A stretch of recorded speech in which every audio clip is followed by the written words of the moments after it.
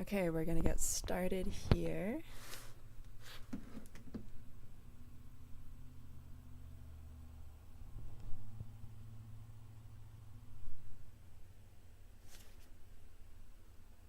Just checking to make sure that the stream is live.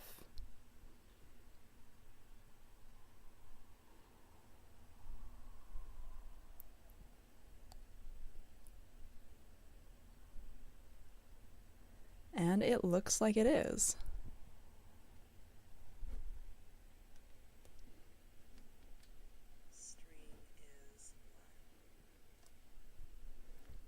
Nice. Yeah, so let me know how you're doing in the chat. Wow. Let me know how your holidays has been so far.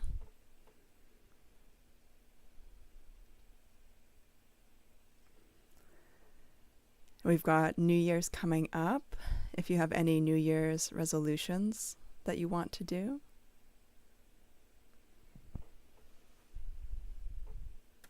For me, the energy has felt fairly heavy. Like waking up and like, oh, I'm here again. And not enjoying it so much. There's been a lot of that's been here lately. But we're shifting and we're moving into a new reality, into our newer selves. And through the ascension process, you are embodying more and more of your higher self. So that means that as your higher self comes in to your body to a higher degree, you're going to feel the change. Like the world around you, it's probably going to feel heavier, it's going to feel denser, but you really have a new perspective that you're operating out of. Hi, Ravina. Yeah, it's been a little while.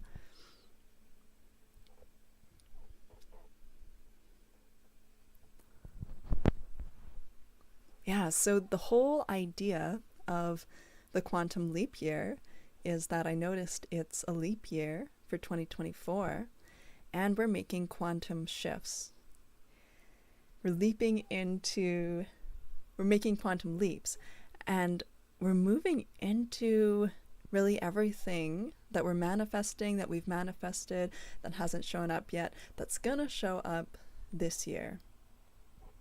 So I'm feeling excitement about that, but there's been a lot of, it's almost like the calm after the storm is over. I'm feeling that neutrality, that calm after the storm is over.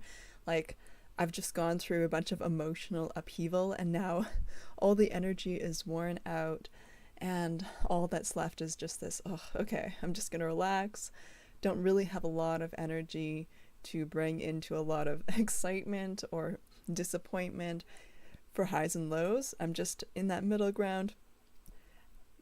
And yeah, it could be that I've felt a lot of this intense energy that I've been clearing, but it can also be that we're moving into this divine neutrality. We're moving out of this really strong contrast of highs and lows and into this divine neutrality.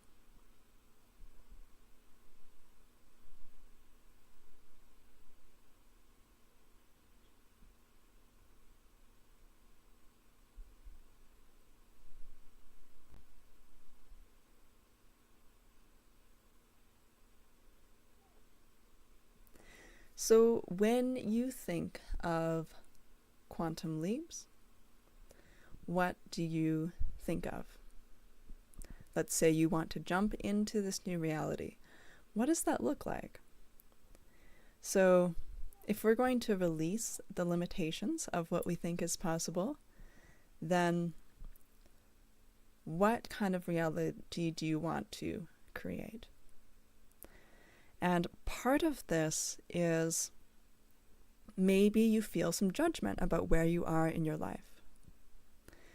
But that could come back to maybe you're just feeling this contrast. You're manifesting this incredible new reality and you're really feeling this strong contrast against what you know you really want in your life and what is emerging, because there can be this synchronicity where what you want emerges as a desire while that is also being manifested within your reality.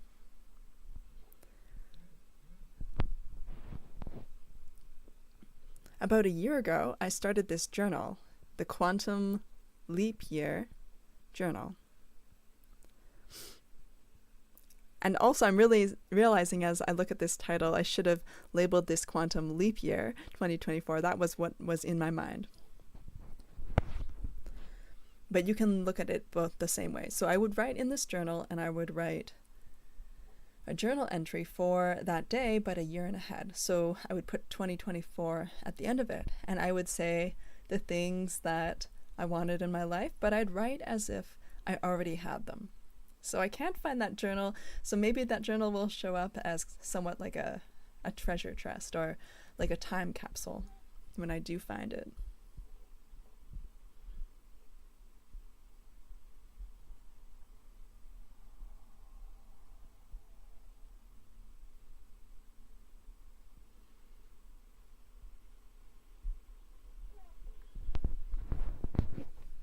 Okay, so I wanted to talk about possibilities, what's possible for you this year.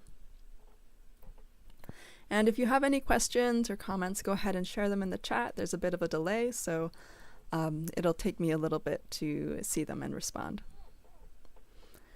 So I've really been opening my mind up to what's possible and finding reasons why these things are possible this year. But this is really your playground. Because we're going through this ascension process, lots of people are having a spiritual awakening. We are waking up to discovering how powerful we are as manifestors and creators. So this translates into, we create and manifest our reality. In one sense, to learn lessons. And of course, now, if we've had enough of the lessons that we've been learning, we can cut contracts, we can cut cords, we can step out of those old contracts, we can acknowledge what we've learned from them and release them and let them go, because we have the power to do that.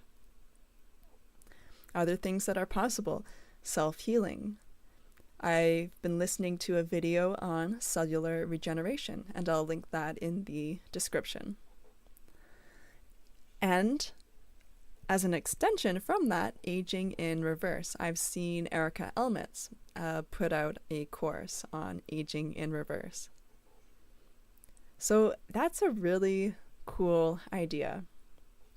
The idea behind the cellular regeneration is that we've got this cellular voltage across all our cells. And when the cellular voltage is low, you don't have much ability to heal yourself. But when it's high, then there's things that are possible, like instant miracles and instant healing. So there's someone who was experimenting with increasing the cellular voltage through energy work. So another possibility is new technology that is eco-conscious and supportive to our health. So there's a lot of things in our environment that are not supportive to our health at all, that we just live with and manage to deal with within our modern society. But there's the potential for technologies to emerge, and not just new technologies in the sense that they've never been created before, but us remembering technologies that maybe seem new to us in the current reality, but already exist, we just didn't have access to them. And of course, if we have these kind of new technologies, that can improve and enhance and help our life in a really big way. Free energy and anti-gravity cars. So another aspect is, I've heard of the idea of like an underground subway system with high-speed trains. So these things combined together create the possibility of traveling anywhere you want to in the world within a day. Go visit and you can come back. So this seems like it would be really fun and really cool because but then we could all visit each other easily. Like, how fun would that be? That we could all get together and meet each other in person. And it wouldn't be a financial burden. I mean, hopefully you wouldn't have to deal with jet lag, and it would be something that was easy. There wouldn't be the exorbitant cost that you'd have to worry about.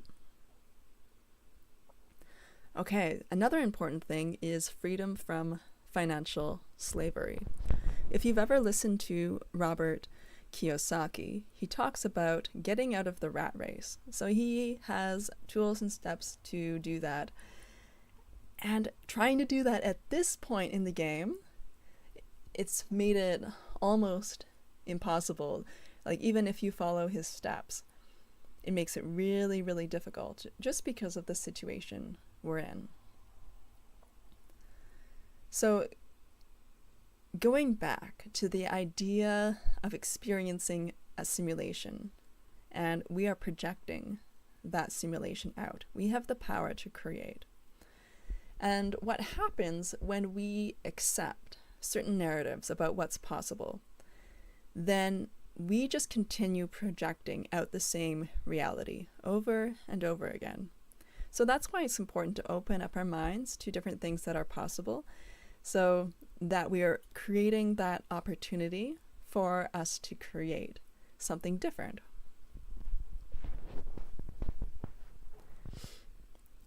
If you think about the financial system that we're in, where we have currency that isn't gold-backed, it's taken off the gold standard.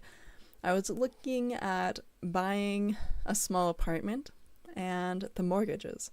So you've got the mortgages where you pay a ton of interest within the first part and hardly any principal, and then you pay it mostly down at the end of the loan, maybe after 25 years.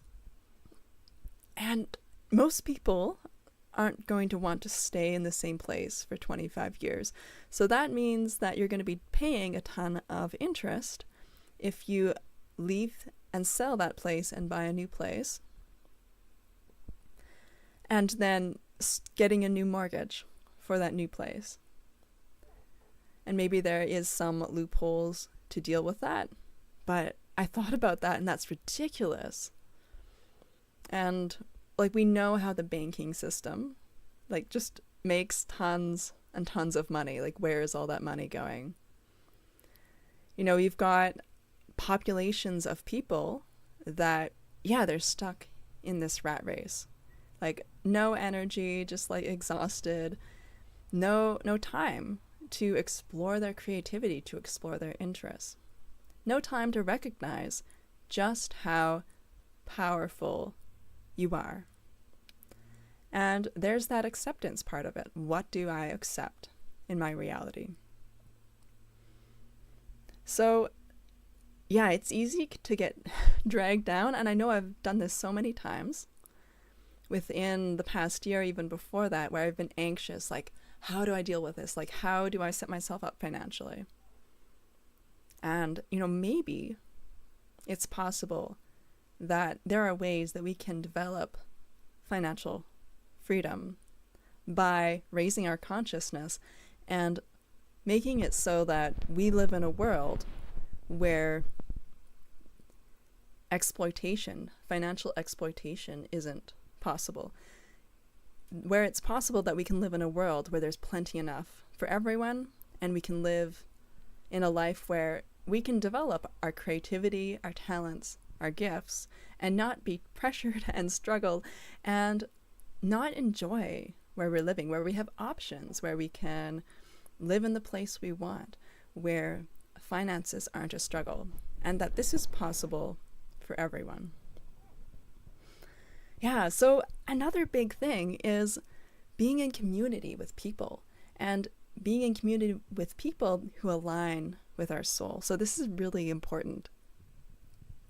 And we're coming out of a period of isolation where we really dug deep into ourselves and looked at all the stuff within us that needs to be healed, where we got really in touch with ourselves. And now that we've gone through this process and we've gone through some awakening of realizing who we are, we can come together. And this is going to be really important, developing community.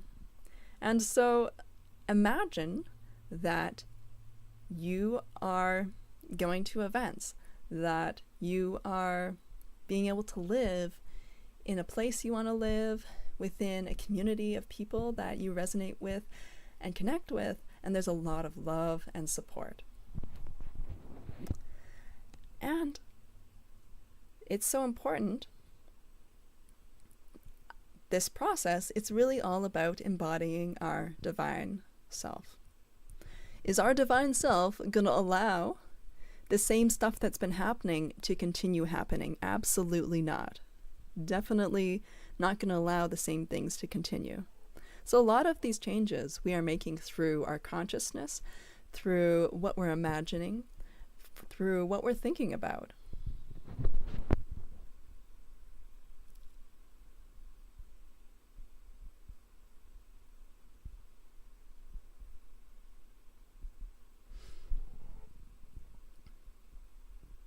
So we've talked about in previous lives about connecting to your higher self, connecting to your guides. And this is going to be important because your higher self is going to give you important information about who you are.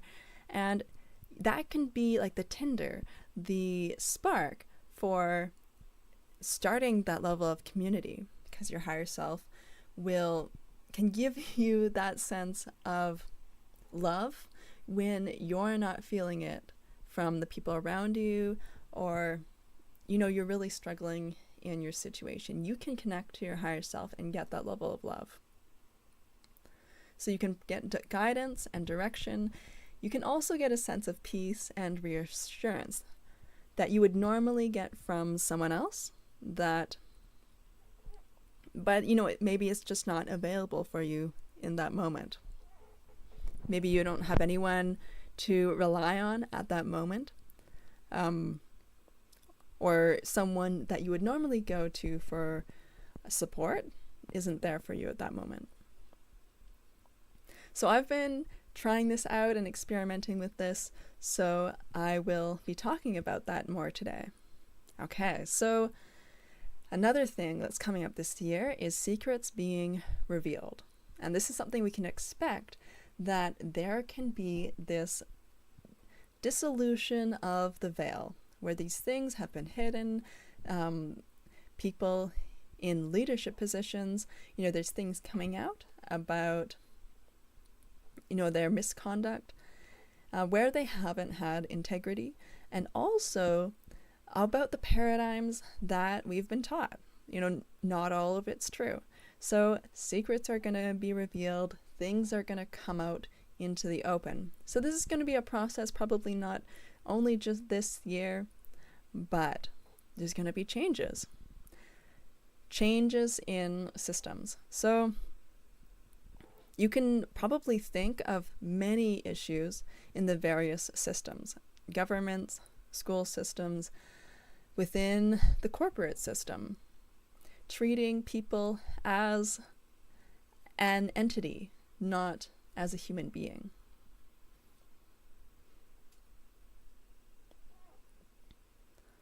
So, and I'm mentioning all these different points as points to focus on, where you start imagining the kind of changes that you want to happen in these different areas. Because the more we imagine it together, the more power it creates. Yeah, one person makes a difference, but multiple people imagining this future, it's this co-creation. Yeah, so we want to really embrace this idea of us being abundance of us being prosperous and abundant, being able to travel where we want to travel, being able to have the time to do what we really want to do, being able to connect, being able to relax, no longer being in survival mode. This is so huge because we've been living in survival mode for such a long time, right? And so this is changing. Rewiring our nervous systems. So this is part of moving out of survival mode, is that, we have all these triggers where, there's certain things in our environment that trigger certain beliefs or like pockets or groups of thoughts or like networks of beliefs and thoughts. So they elicit a certain reaction within us. Oh, we can't have this or we can't do this because of this, and it can come from a place of fear. So rewiring our nervous system is part of this process, and you can have those triggers being hit and activated in order to release all the last bits of what needs to be released. So I've had this come up for me over the past week, maybe a bit longer, where I had a situation which triggered that trauma related to survival.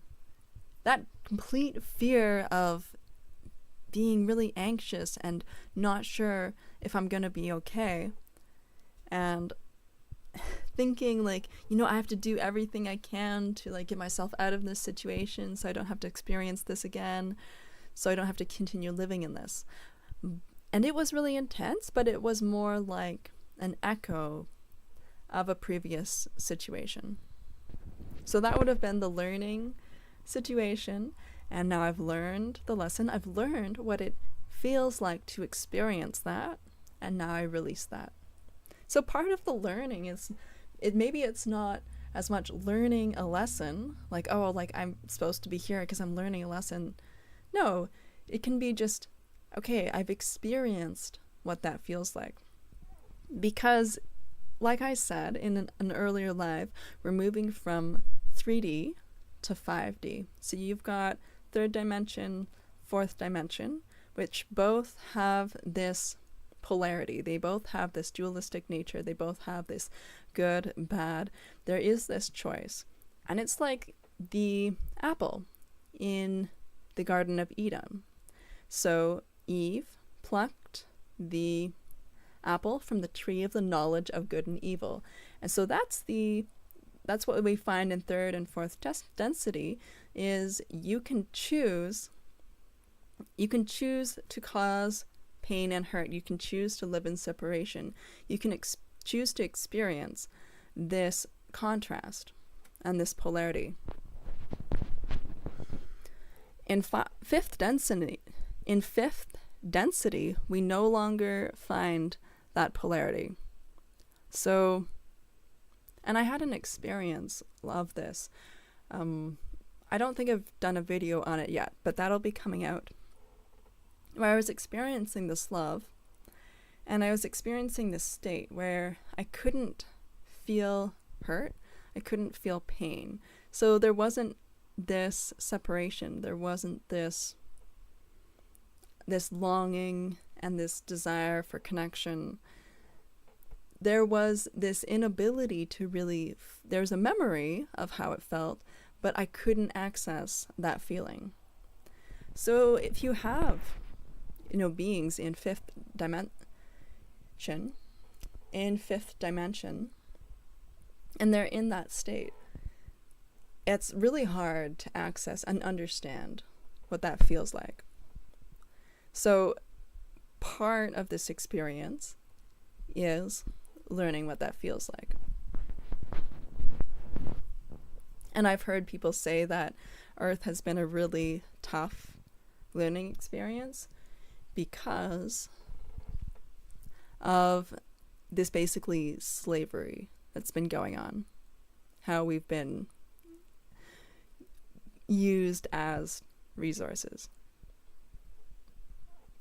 So I'm not going to get into that too much, but yeah, the way it is, it's definitely not the way that it was intended to be. And that's the issue with free will, because, you know, you get into those dark experiences, but then trying to come out of that can be really tricky. I mean, that's why it's such a crazy time right now, because all of that dark experiences, you know, you have a choice. You can choose light or dark. And when you choose the dark, you know, there's these chains of events where it's these things that they kind of pile on lifetime after lifetime, and you're taking on, you know, trauma that you've taken on as your soul, and then also any trauma that's in the ancestral line that you're in. And also, if you're a light worker, you can be unconsciously taking on the emotional transmutation of hundreds of people, of thousands of people. So there's some people who they feel like they're buried in it. So they've taken on these agreements or these contracts to carry a lot of people. To carry a lot of souls with them. And that can happen within your family. That can happen within the people who live around you. And you also have the choice to cut some of those contracts as well. A great resource that I've been using is Healing with Honey by Honey C. Golden, and I'm going to link it in the description below. It's $9 a month, so it's fairly affordable, but there's lots of healing, and she talks about cutting contracts, or breaking contracts and cutting cords in there. Lots of different people talk about this, so I'm sure there's lots of resources that you can use as well.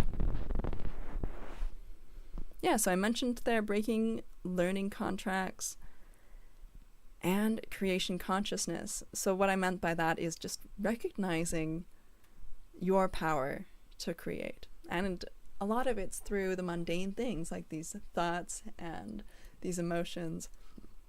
And like, you can decide, like, am I okay with that? Like, do I want that to change? Do I agree with that? You can say no, like, I don't agree with that. I don't consent to that. And so that carries a lot of weight because your free will is really important. You might have heard about how, you know, there's movies that convey like certain ideas.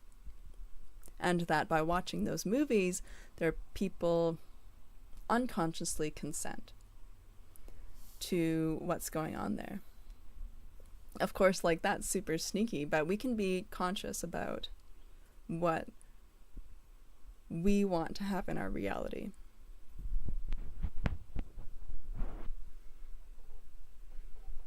Yeah, so and that's why I say just have an open mind and open your mind up to this, because, you know, that opens the doorway.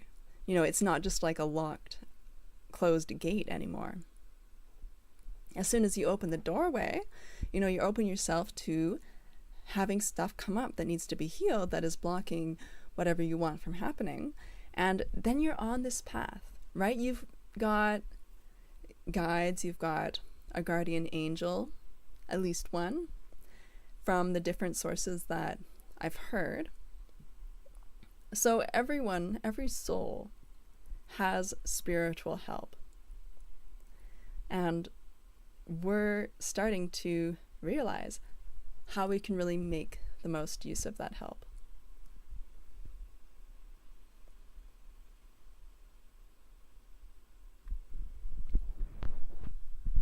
So I saw this and I thought this was really interesting. It's from the New York Post. And we have a civilization that is underground. So when I saw that, I thought Atlantis, I thought maybe Lemuria.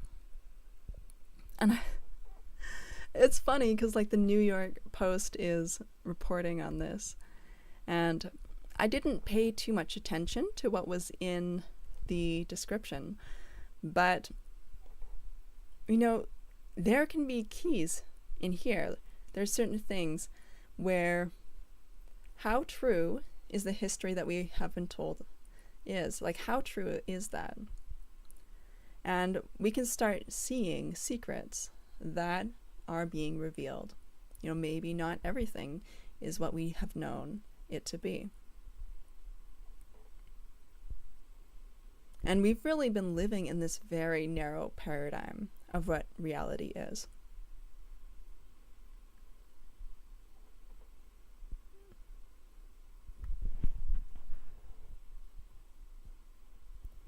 Yeah, so if we're moving from the 3D to 5D, and I had this conversation at work with some senior developers, and they're talking about how they have a neighbor who believes in Bigfoot or Sasquatches, and they said, how can they believe in that? And I was saying, well, maybe they exist on a different density or a different dimension. And they're like, like, of course, that could happen if you have like different realities. But they're like, but how do they believe that it's on, that it exists on this dimension? And I thought, maybe they have some kind of connection there, and they don't know how to articulate it, right? They have this strong connection. So if we're moving into, I keep forgetting if it's density or dimension. So I forget like the exact words, right? Because there is the consciousness, and then there's like 3D consciousness, and then there is the physicality of the 3D. So you can be in the physicality of the 3D but have like a higher level of consciousness. And I forget like which word applies to which. So forgive me if I use the words incorrectly.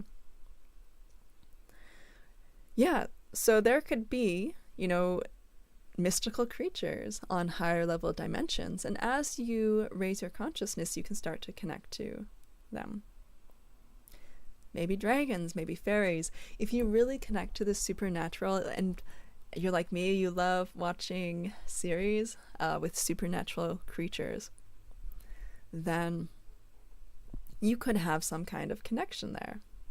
So yeah, this is a chance for your inner child to just be creative and explore and entertain the idea of connecting and maybe even meeting, some different kind of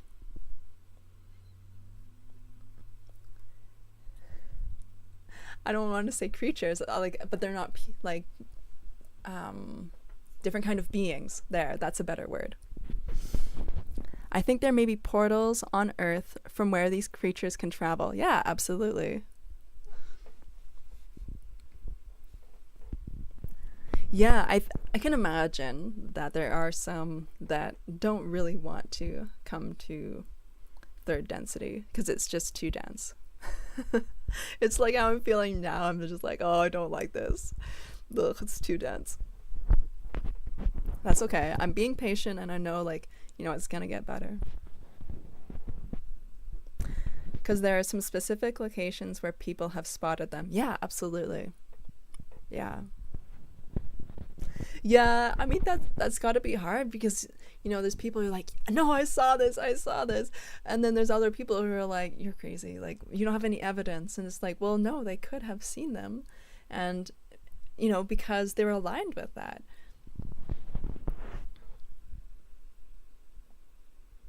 If you don't even think that they exist, then it's really hard to see them.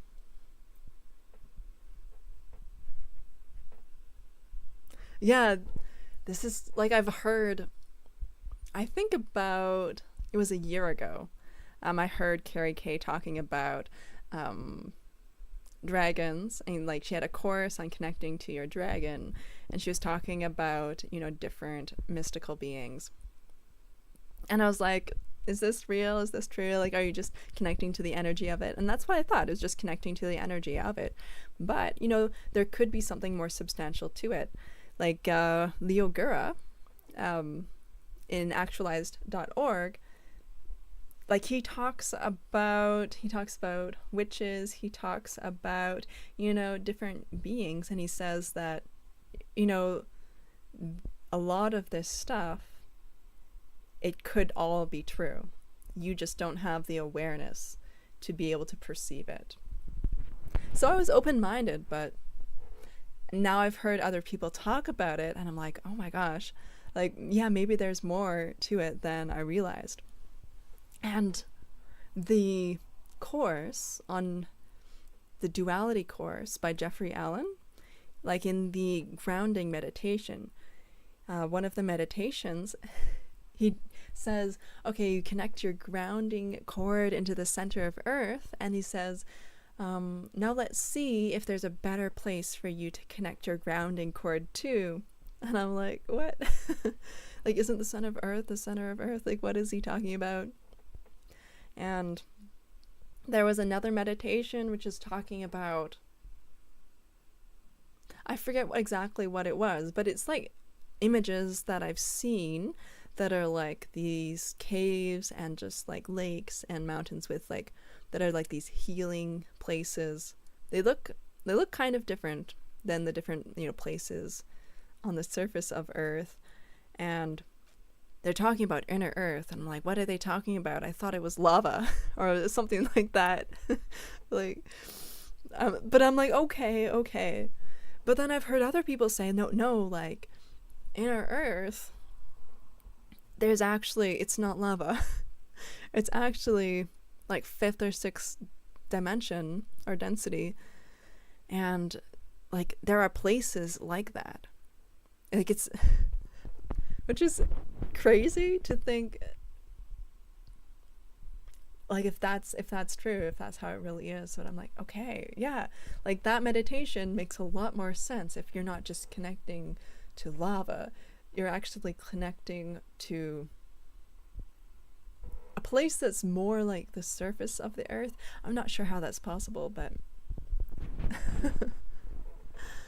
yeah, it sounds cool. I'd rather connect to like a healing lake cave, like a spa, than lava. That feels more relaxing to connect that grounding cord to. So this picture is from Avatar. So yeah, maybe we will get to see something like that in our lives. And I'm curious, because like, if we're moving from 3rd density to up, then we're gonna I'm wondering how that affects the physicality, right? Because we've got spirit, which is less physical, and then we have these like different layers of density. So yeah, I'm curious, like how that works. I've heard a lot about the Hollow Earth civilization. Makes me think that it must be true. Yeah. Wild. Yeah. Yeah, I think like you can incorporate that into a meditation. You can imagine, yeah, have a meditation where you visualize like going there to like a healing cave, and yeah, just imagine, yeah, this beautiful paradise.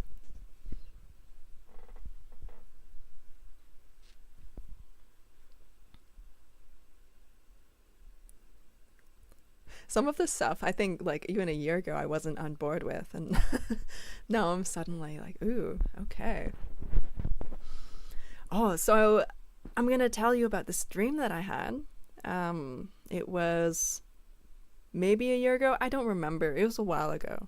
I had this dream where I was in this house. And I had the sense that it was mine, but I also was like, how is it mine? Because there's no way I could possibly own this house, like afford it. Like, not even a lifetime of debt would it be enough to afford it in this system. So like, how could it possibly be my house? And it's not like any other house that I've seen. And it felt like it's not really like on this planet. So maybe it is on this planet, but like a different reality. But if there's different, like if Earth has like hidden nooks and crannies, then, you know, maybe, yeah, there's unexplored places on Earth that we haven't been to because we haven't been able to access it. And our consciousness really limited us in that sense. Yeah, maybe we didn't have the technology. Maybe like our body is just too dense. Maybe the beings there didn't want us there. Humans just caused too much trouble.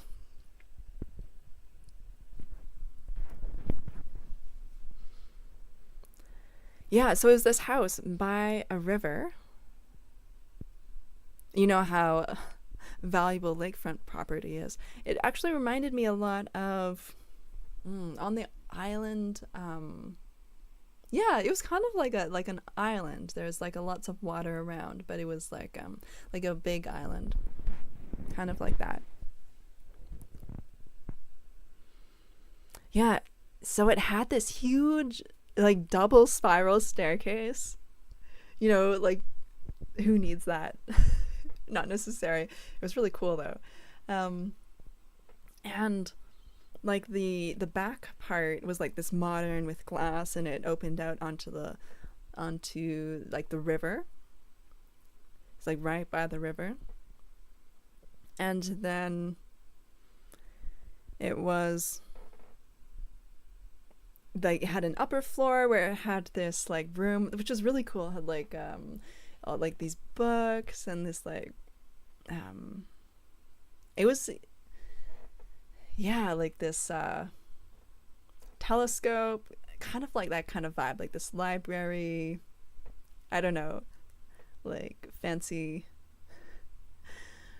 that kind of like vibe to it. I really love this room, and there's another room beside it, and you went down the stairs and it opened onto this living room, which like had a garden in it. It was like this yeah, Japanese style garden in the living room, which was huge, and the living room went like right from the ground floor up to the top of the house, so like it was the full length, and like the ceilings on this were ridiculously high,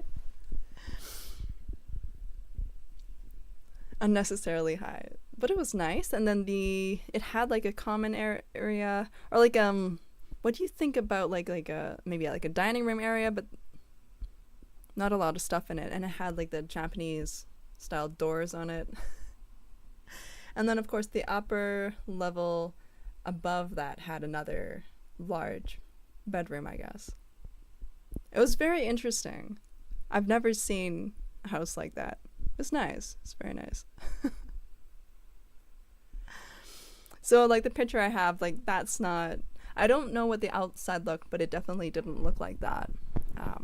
Definitely smaller, but you know, it's on the water, it's fancy, and yeah, like who knows what's possible.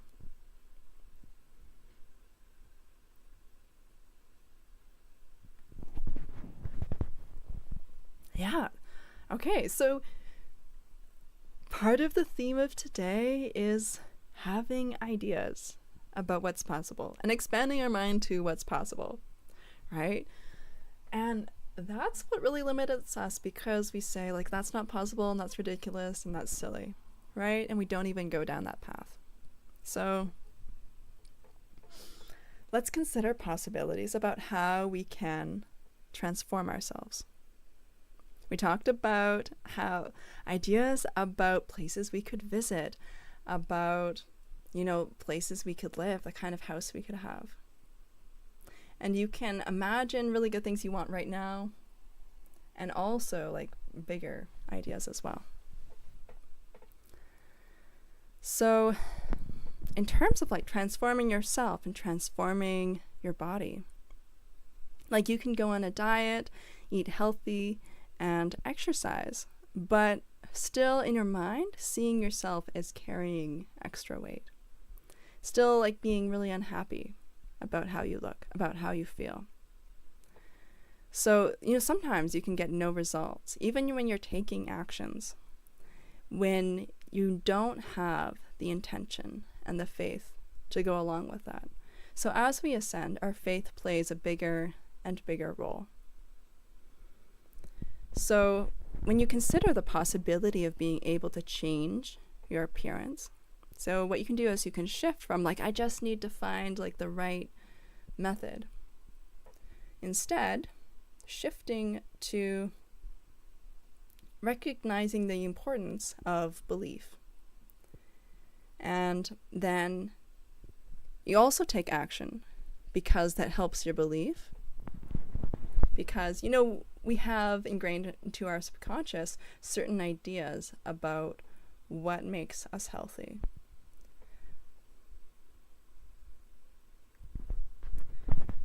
So, but then we can take it too far and believe that all the power lies within the action that we take. So you can apply this by imagining whatever action you take that will transform your body. So you're just applying a lot of intention and faith behind it. You infuse the power into it. So you don't need to do extreme exercise or diets. And moving towards being more in tune with what your body needs instead of punishing your body. And this process can be much simpler. And it can bring up emotional wounds that need to be healed as well.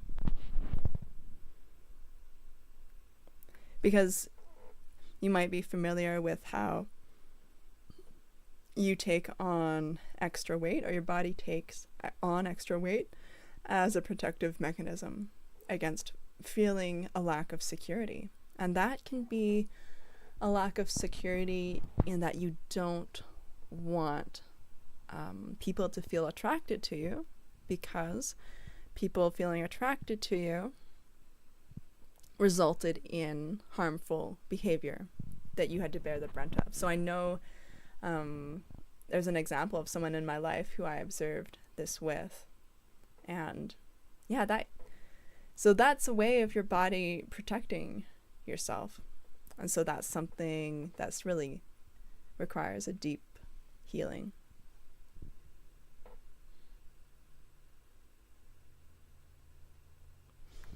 Yeah, so in terms of this like belief and intention, of course, the closer the action that you're taking is to what you believe will transform you, the more effective it is. So, maybe you're like, oh, I have this belief that this will create this result. And then you can have this seesaw where you've got lots of faith, but then you like intensely doubt yourself. Like the more you like push yourself to believe it, the more you doubt yourself. So you can have that seesaw, but then, you can also have something where like I was using essential oils to make my own skincare. And then I basically burned my face off. Like, it was pretty bad. Yeah, I started getting like blisters or like red bumps on my face, and I looked up online. He said, oh, that's just your body purging the impurities. And then it just got worse, and I eventually went to the doctor. Like, it was so bad I couldn't sleep. And the doctor was like, next time you'll come sooner, right? Yeah. It's like, yeah, I learned the lesson there. So obviously don't do something that's dangerous. Not everything that's natural is safe. Like, I guess like essential oils are like extremely concentrated, so they're not like if you eat some oregano, like an oregano leaf, it's gonna burn, but it's not going to hurt you in the same way like if you improperly use oregano oil. Yeah, so like whatever treatment you're trying to use, the more outlandish it is, like the more energy and intention and faith it can take to work. So if you're trying to make something work, like it's not always going to be work. So whatever you're doing, it needs to be connected to subconscious wounds and beliefs. So if you have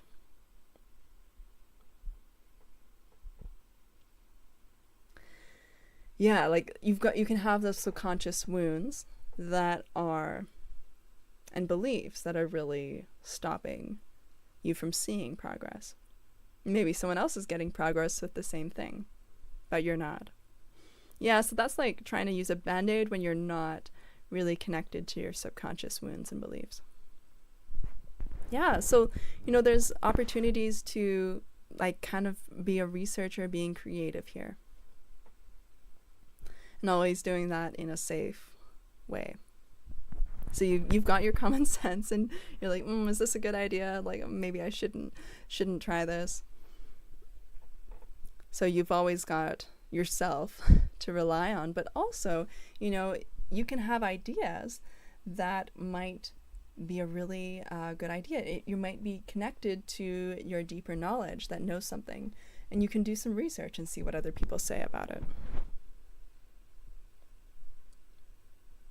Okay, so connecting to the higher self. So, yeah, connecting to your higher self, it can be really a source of comfort and being like, yeah, everything's okay, even when things are like seeming kind of crazy, and can be really that starting point for that community that you're connecting to. You can get information, but even more than that, this is really part of, downloading like your higher self into your body. Like connecting to your higher self is really, like it's all kind of mixed in. It's all part of that process. So I'm referencing some of what Honey C. Golden said and just making this a simple process. Clearing the mind and ego, relaxing the nervous system, clearing negativity and judgment. So you can do this through like a visualization. And we want to be in a state that's very peaceful and open and receptive. So ask a simple question, like a yes/no question that you don't have a lot writing on, and being persistent about it every day. So really opening that connection. And as she mentions, you can use like the sway test, like swaying forwards or backwards. This was first, I think, introduced through, I forget his name now, Richard. He was like a Christian mystic. As like you lean forward or backwards, and it's like one's yes, one's no.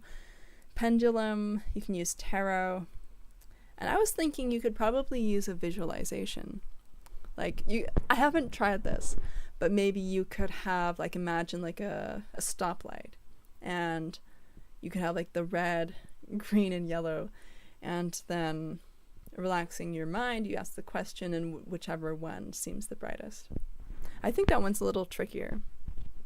Or just like letting thoughts come into your mind if the claircognizance is the strongest for you.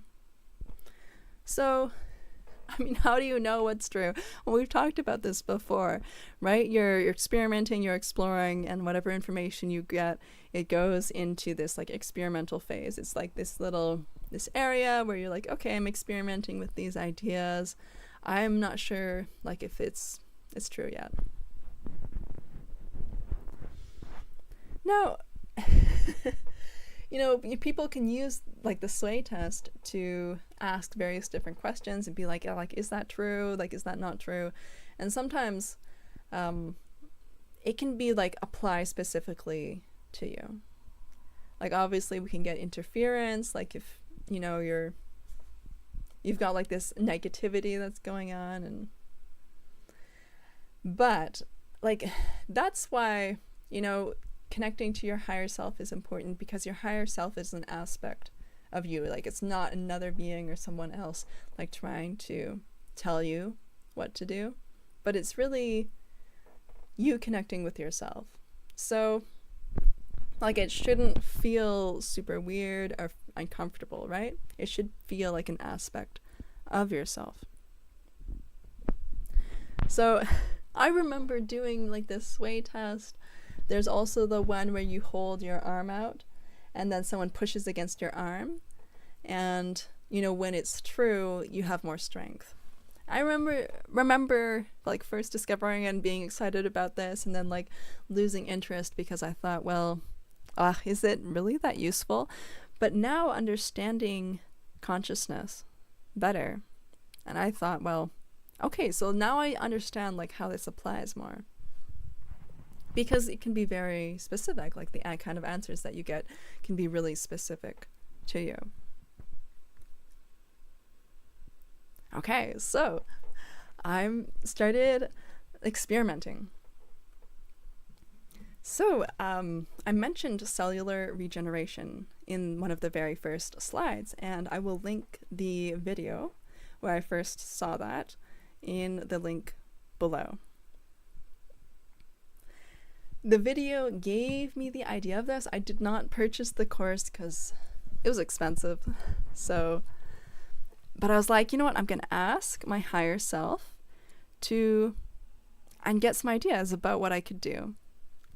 Right? Because if you have access to the answers. So like, why not you do it and you figure it out?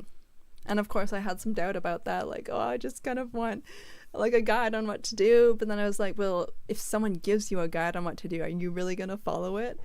Sometimes there's an aspect of you that's like, I want to figure it out on my own. So I was using tarot because that's what I'm familiar with, and it makes so much more sense to use tarot as a way to connect to your subconscious mind or connect to your higher self than rather as a way to predict the future, because the future is quite slippery, because we can see potentials, but what we do and what we focus on, that changes everything. So it's really the best to focus on what's here, what's in the present right now. So I was asking, so how can I do this for myself? I meant what kind of visualization can I use? And this is what I wrote down. So you've always got this, negative thoughts that can come in, this self-doubt, is that true? And these thoughts that come in, you're like, oh, that's not it. And you toss them out. But this is a really subtle thing. It's you just take what shows up. And that's why we talked about clearing the ego first. And the first year that I used tarot was awful. It was so awful because all my negative thoughts came up, and I became conscious of how brutal all my negative thoughts were. These had been going on all the time unconsciously. I didn't realize how bad it was. And suddenly you're like, I want answers about this situation. And of course, you choose the situation that you're most stressed about, not something simple because you're stressed. And it's and then your negative thoughts are the first thing that shows up. So if you haven't cleared your mind and ego, you're going to notice negative thoughts are the first thing that shows up. If it's negative, if it makes you feel bad, that's the mind and ego talking. So either you can stop and just try it later, or you can push through and wait until something more positive, more optimistic, more supportive, more gentle shows up. So, of course, this didn't really happen at first. It took some time, and I would have that negative thought at first, and then after that would show up the more gentle, positive thought. So, yeah, I didn't know what I was doing. It was a process. It wasn't great, but I didn't realize this was a great way to develop intuition. Maybe not the way I did it, but just jumping into it. That's why people have so many rituals when using tarot. These are rituals to help clear the mind, clear the ego, create that sacred space. Because, yeah, that's what you're doing. You're creating a sacred space. Imagine it's you're in a place of prayer, a sacred place of prayer. Everyone's just praying, and it's this peaceful calm place, like you're in a beautiful church, like some kind of building where you've got this really beautiful, ornate decoration. You can see there's a lot of reverence there. And the negative thought is basically like someone running in and saying like, this is all bullshit, like what are you doing this for? Does praying even make a difference? Like, and you'd be like, who's this crazy person? Like, what are they doing? Like, of course, it's kind of understood that when you have a place of prayer like that, you do not act like that. Well, that's kind of what the negative thoughts and, the mind and ego intruding on your sacred space is like. Okay, so that was a bit of a precursor. So we'll get into so these came in as thoughts. So I really love images with like spiritual associations. Like I'm really inspired by that.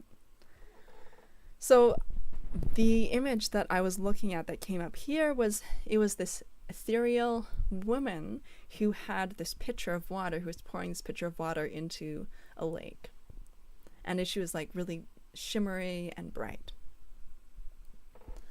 And so these are the thoughts that I had while looking at this card. So I wrote them down. And so these are kind of like, the question was, what kind of visualization can I do to work on cellular regeneration in terms of energy work? Basically, yeah, visualization. So visualize a sparkling white light like a star being poured over you and entering in through your head and down your body. And imagine you have the energy of a star flowing into you, like bringing light into something that is dense, like a stone. So there's another image of something that was a stone. It was actually like it was like kind of like not a person, but something carved out of a stone. Yeah, it uses your inner magic. And you can add your heart energy, so the feelings of love can be added to it. And you can also use the symbol of a rose. If you feel any pain points or blockages in your body, imagine a rose over the point that is dissolving that stuck energy. Yeah, so luminous, crystalline, celestial liquid poured on and throughout your body.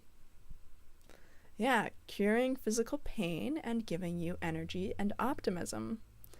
And it helps energy move freely between the higher and lower self.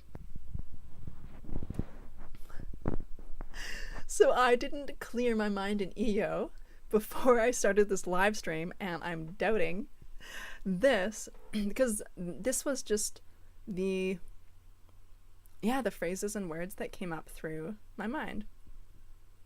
So I'm like, is that really true?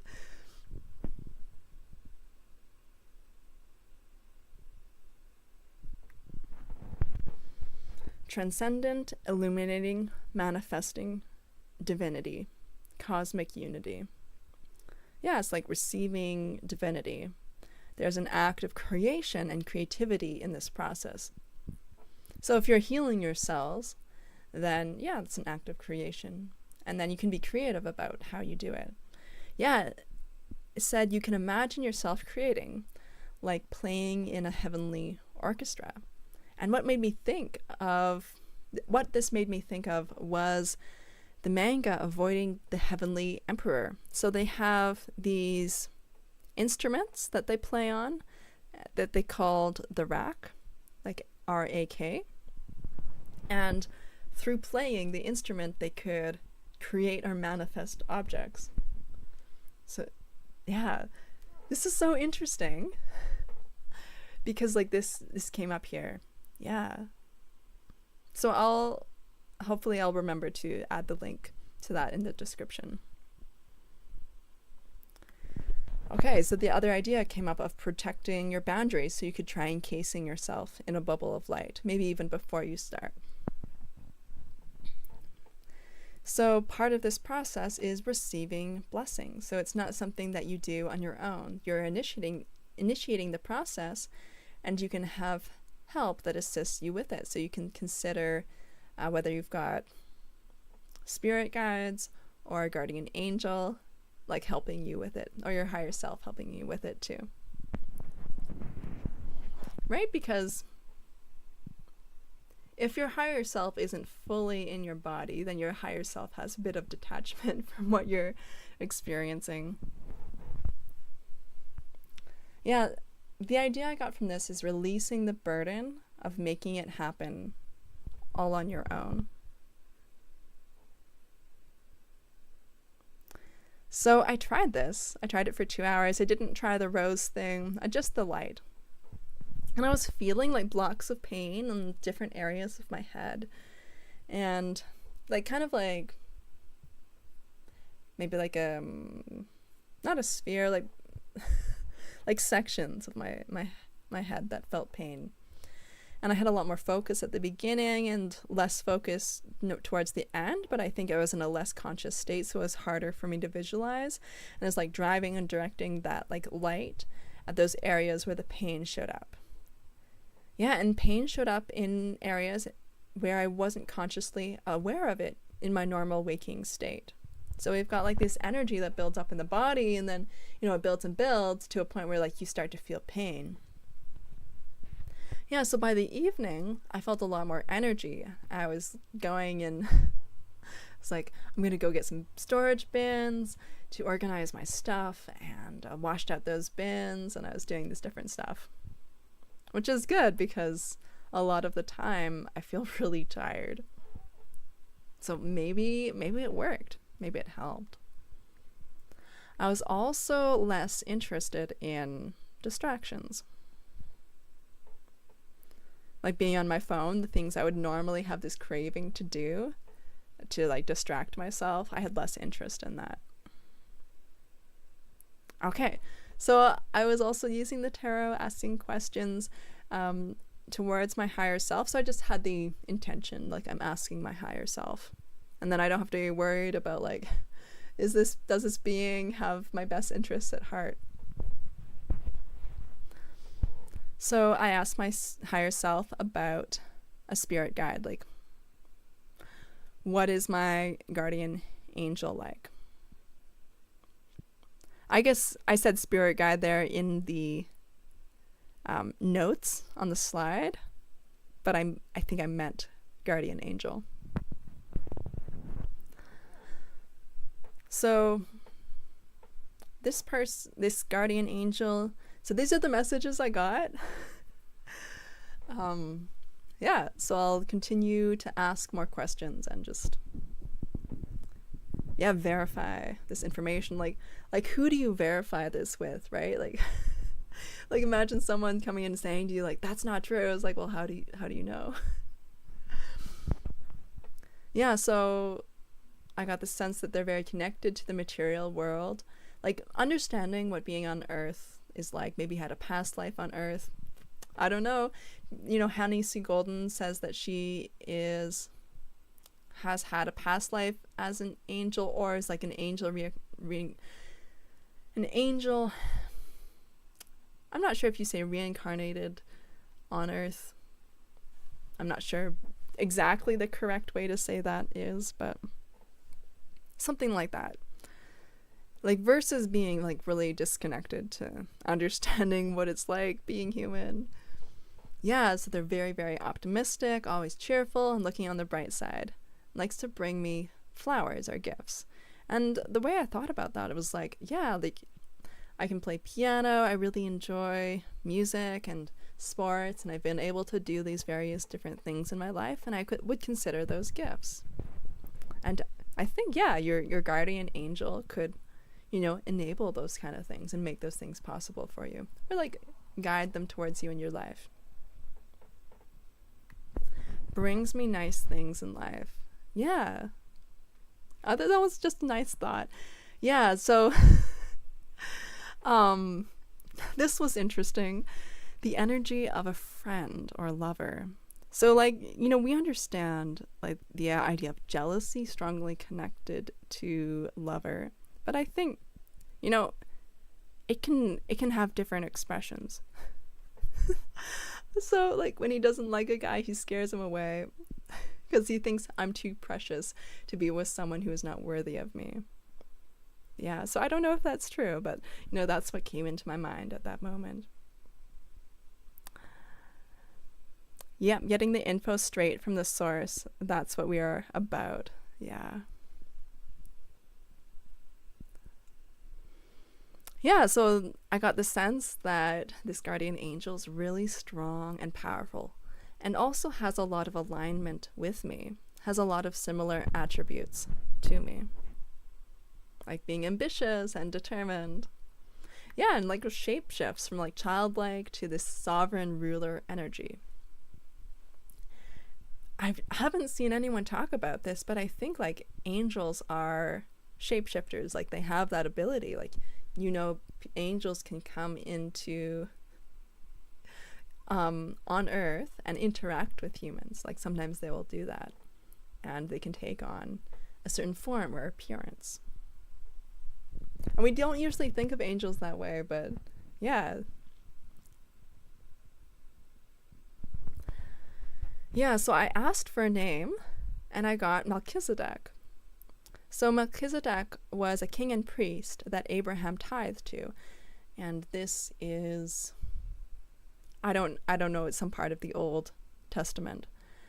And Jesus, from the New Testament, is a priest on the order of Melchizedek, and that's from Hebrews 7:13-17. So I spent a lot of time reading the Bible. I read the New Testament, Old Testament. I didn't finish the whole Old Testament. I was like making my way from the beginning. But I think Melchizedek is early on, because Abraham is in the earlier books. So I was familiar with this name. So this name can refer to an energy or hierarchy. And, you know, is my guardian angel that person that is described in the Old Testament Bible? Maybe, maybe not. I don't know, because, you know, Jesus has the energy of Melchizedek, right? So that's where it gets vague. But I can appreciate, you know, that this guardian angel's very, very powerful. And I felt a sense of awe, and it felt really special. And you know what? It's nice to feel special. Okay, so I asked, what is my relationship to this guardian angel? And I got this, like, he likes snow. So that's another thing, like, I don't know if that's true or not, but I have been on the mountain in the winter, and it's like the most gorgeous thing. It's just like sparkling. There's like crystals. It looks like crystals everywhere, and it's so gorgeous. It's definitely something an angel would like, for sure. Yeah, so he is good at changing thought forms, like developing new techniques against manipulation. He has endurance.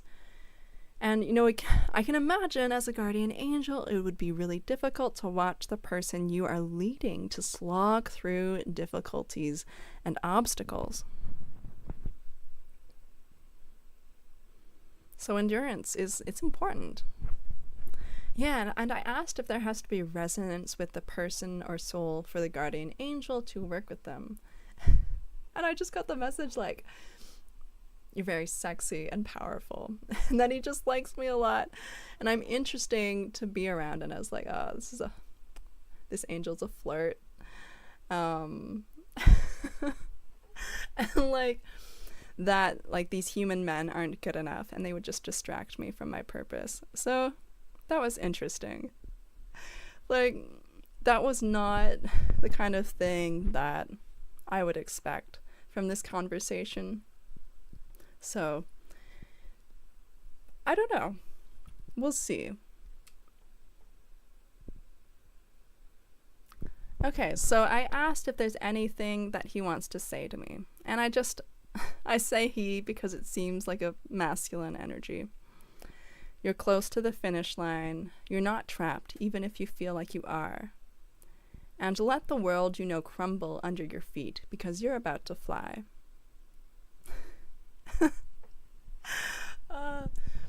Yeah. Oh, like this pretty boy energy. Like, I'm like, oh my gosh. It made me think about like how I've always been attracted to good-looking men, but disappointed by their lack of personality and integrity.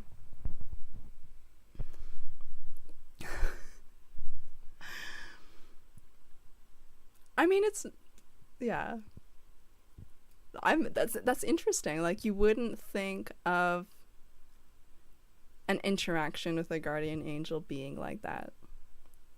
I haven't heard someone like, yeah, talk about that. Like, usually when people talk about that, they're pretty serious, but yeah.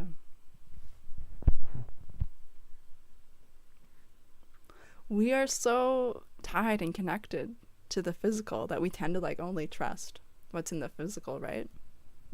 So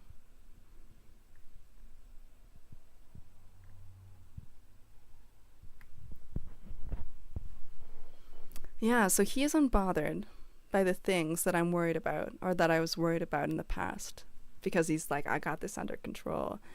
And it can seem like the odds are stacked against you and you don't know how to navigate the current situation, but push past personal boundaries and have perseverance. Recognize the energy of what you want in what you have now. So that's solid advice. Use your power of manifestation. And it feels like you're being restrained and held captive in a situation beyond your control.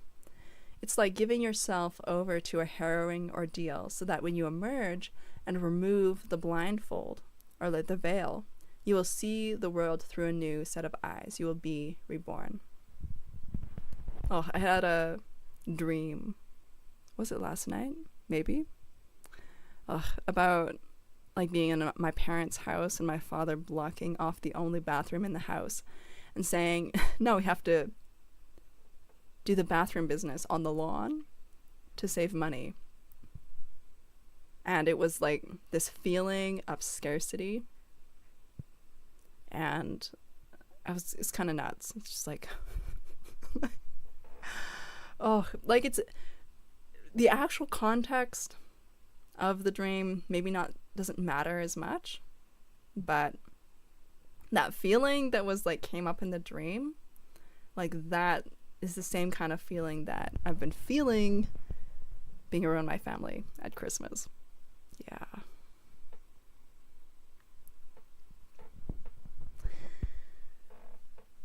Yeah, so I think that, you know, a dream coming up like that, you can actually work through healing that energy in a dream. And I think that's what came up for me. So like when you're healing, you need to feel through and transmute that energy. And I think that you can actually do that in dreams. And the context of the dream, like what actually happened, might be a little mixed up. I'm not worried about that happening in my life. But the energy of it was there.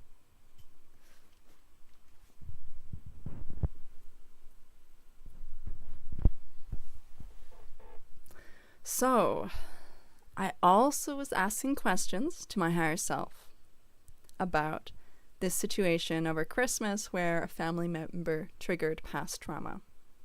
So I was like, what is this about? This is what I got back. Themes of slavery, the family line, keeping people in dysfunctional relationships and then having children. So this causes this whole dynamic of chaos and trauma. So people, they're attracted to people they have dysfunctional relationships with, and then they have kids, and it's just this whole chaos within the family unit. Yeah, it's this theme of false matrix relationships. It's like drinking the Kool-Aid of passion and romance that is based on attraction from childhood wounds that reflect each other. So we've seen some stuff about this in the media or on, I think, like social media, people are talking about this more. And it's this illusion that is heavily promoted in the media. You drink the Kool-Aid juice and you don't see the chains. So the two people involved are focused on each other and not how they are being manipulated. Yeah, so Ascension, this was related to like the Judgment Day, or that's how I saw that connection in my mind. It's coming, and all of that will be left behind. Blessings and abundance is coming, and I asked, what do I need to do to change the situation? The response I got was, the worst of the upset is over, you have victory over it, and don't exhaust yourself or put too much pressure on yourself to fix it, because it's past energy and it's already done.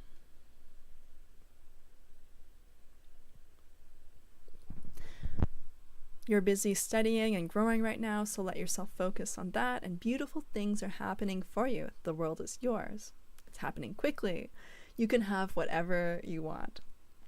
You're going to have a beautiful future no matter what you do, so just choose what's easiest or best for you right now. I asked, what do I need to focus on doing? So develop your power as a high priestess. Develop your power and strength and beauty on the inside. And don't worry about what your life looks like on the outside according to how you've been programmed to judge yourself. And it's okay if you don't have the freedom to truly express yourself yet. Even though you can't see your way forward, you still have everyday choices you can make. And these choices matter even though your ideal reality isn't here yet. It's okay to have your walls up around people. You're still safe. And it's coincidentally so foggy out today that it's a complete whiteout. I thought, that's fitting. Okay. Yeah, so I shared my experiments with talking to my higher self this week and asking questions. So with, you think like it's too easy, it can't be that easy. And I think like it can, and that can be a stumbling block, is being like, oh, this is too easy, and like discounting it. Right, just asking it questions and then getting an answer. And we can also have fear around asking questions, and I was feeling kind of a bit of fear around asking a question, like just go ahead and ask it.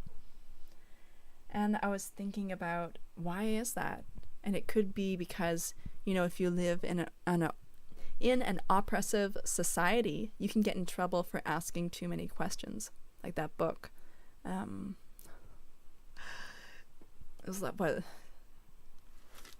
I forget what it's called. It's like 19 something. You can put it in the chat if you know. Like a totalitarian society ruled by a tyrant. Like, ask too many questions, you go to jail and get tortured. And so like that can drive some hesitance in asking questions. Yeah, and the more you ask questions, like the more you're tuning in to listening. It's like tuning yourself to that frequency or to that channel, and you can get more of that connection. It's like having your own personal cheerleader. Like, you think about, like, if you've had intense negative thoughts, like, why should you be experiencing that? Like, that's ridiculous.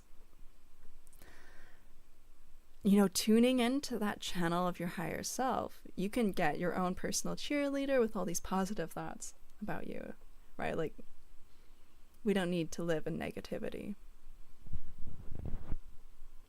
Okay, so this is the last slide.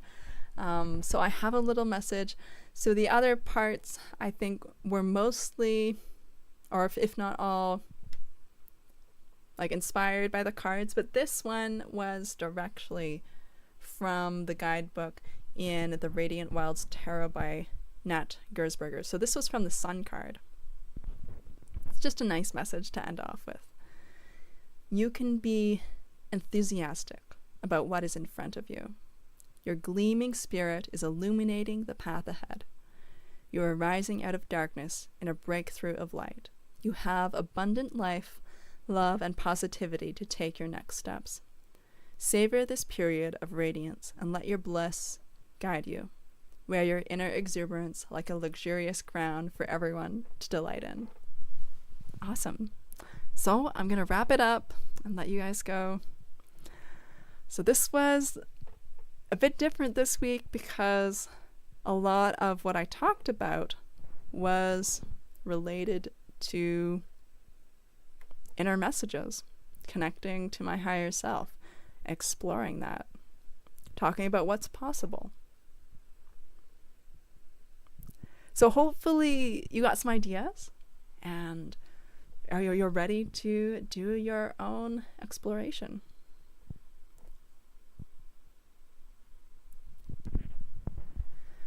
Yeah, anything else you want to say? You just have a little bit of time left to add something to the chat, and then we're going to wrap it up for tonight.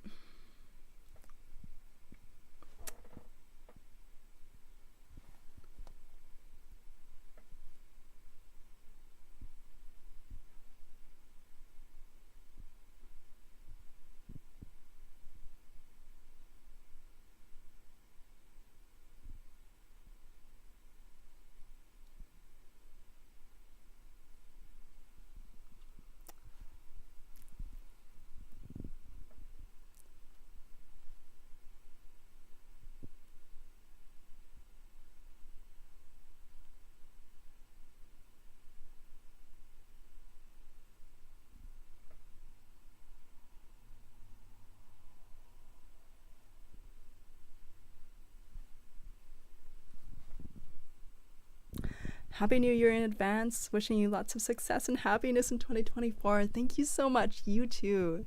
Yeah. Oh. I mean, naturally, you know, there's gonna be like heaviness as we're moving through, like we're pushing through. But, you know, there can also be excitement too, because, you know, we're exploring, we're discovering like what's possible. And we know, you know, this year new things are gonna come up. Get ready to be surprised in wonderful ways. Till next year. Yeah.